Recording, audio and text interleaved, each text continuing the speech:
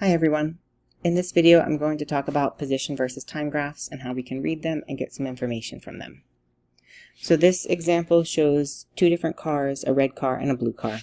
And we can see from the graph that the red car started at 0, and then after 5 seconds went by, it ended at about 2.2 meters. The blue car started at about 2.4 meters, and then after 5 seconds, it ended at 3 meters. So one question we might ask is, how do you know which car went faster? The easiest way to determine that is to look at the slope. There would definitely be a way to calculate and kind of find an exact answer, but just visually, if I want to take a glance at this and know which car went faster, I can see that pretty quickly by just looking at the slope. So on a position versus time graph, the slope represents velocity.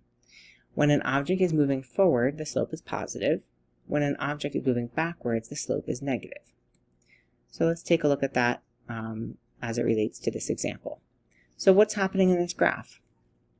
The person starts out walking forward. That's this section here when we see the positive slope. Then they stop for a second. That's here. Then they turn around and walk backwards, and that's this section. If I were to map that out on a number line, I would say the person started at 0. So that would be my starting point. They walked forward until they got to 12 meters.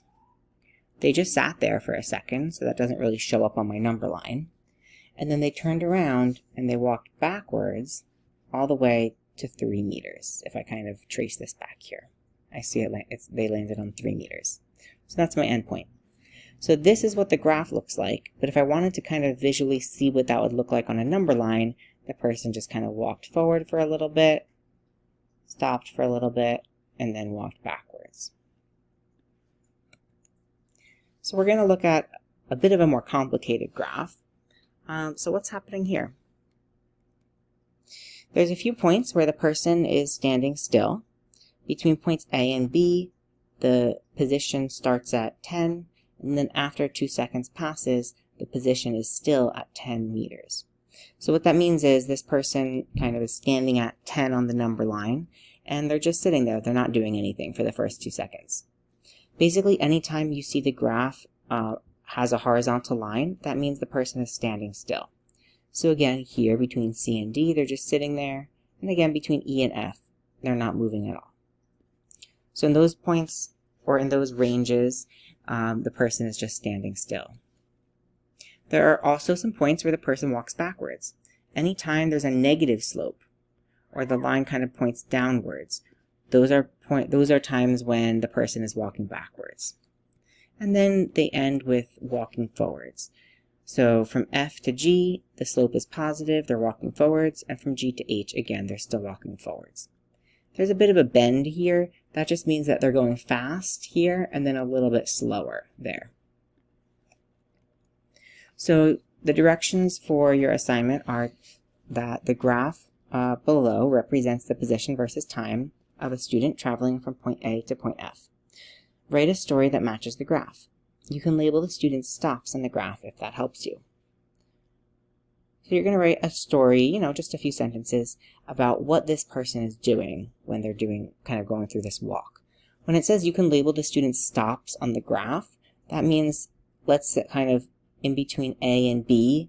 Where are they? They're not really moving, right? So where are they? Maybe they're at a classroom, maybe they're at home, maybe they're at a friend's house, right?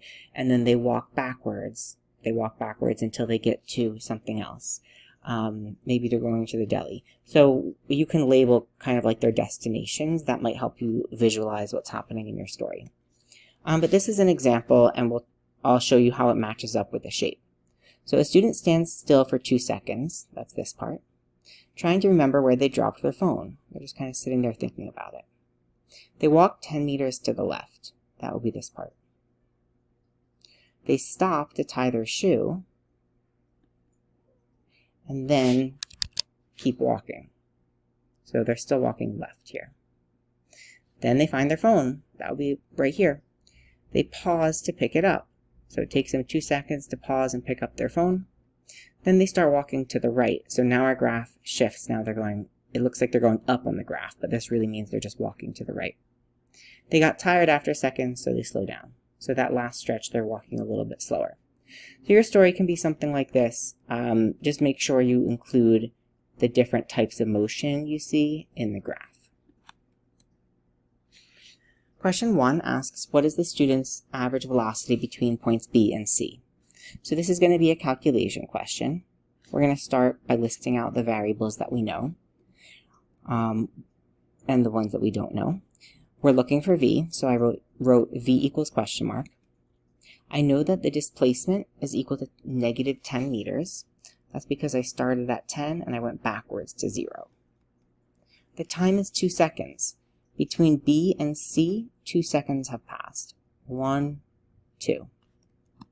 I'm going to use the formula V equals D over T.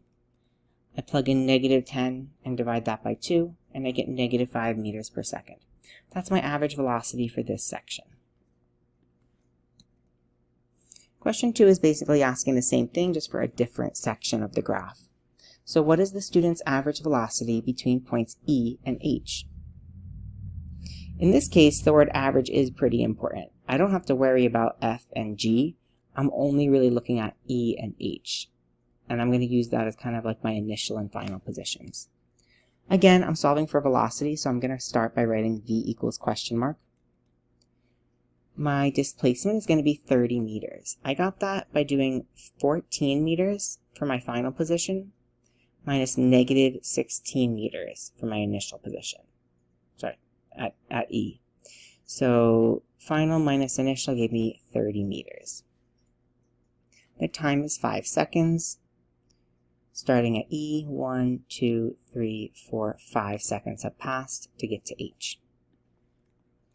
I'm using the same formula because I'm still calculating velocity. V equals D over T. I plug in my numbers and I get 6 meters per second as my answer.